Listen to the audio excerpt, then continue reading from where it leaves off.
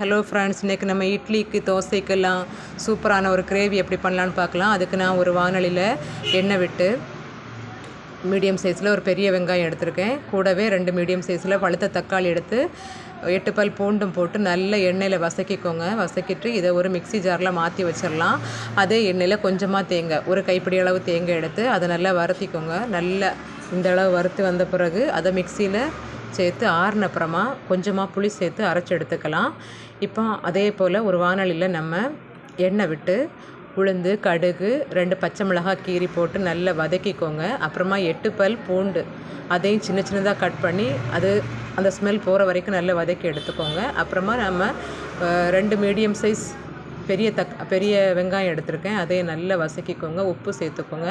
1/2 spoon உப்பு சேர்த்து நல்லா வதக்கிட்டு நம்ம இப்போ சேர்த்து வச்சுருக்கோம் இல்லை மசாலா, அரைச்சி வச்சுருக்க மசாலாவில் தான் இதில் தட்டிடலாம். நம்ம மசாலாவை ரொம்ப நேரம் வேக விட தேவையில்லை. ஏன்னா நம்ம ஏற்கனவே அதை எண்ணெயில் விட்டு தான் வதக்கி எடுத்துருக்கோம். அதனால் அந்த பச்சை ஸ்மெல் அவ்வளோவா இருக்காது. இப்போ இது அரைஞ்ச பிறகு இதுக்கு நம்ம தேவையான மசாலா பொடியெல்லாம் சேர்க்க போகிறோம். அதுக்கு நான் ஒரு 1/2 ஸ்பூனில் மஞ்சத்தூள் எடுத்திருக்கேன். 1/2 ஸ்பூன் ஜீரகப்பொடி, 1/2 ஸ்பூன் மல்லிப்பொடி, 1 ஸ்பூன் மிளகாய்த்தூள். உங்களுக்கு காரம் அதிகம் வேணும்னா கொஞ்சம் கூட 2 ஸ்பூன் கூட சேர்த்துருக்கலாம். எனக்கு இந்த காரம் போதும். உங்களுக்கு ரொம்ப கட்டியாக கிரேவி வேணும், தொட்டுக்க தேவைன்னா இந்த மாதிரி ஸ்டேஜில் எடுத்தால் போதும். இல்லை கொஞ்சம் தண்ணியாக வேணும்னா 1.5 கிளாஸ் அளவு தண்ணி சேர்த்து கொஞ்சம் கொதி வர்ற வரைக்கும் மூடி வச்சு கொதிக்க வச்சுருங்க.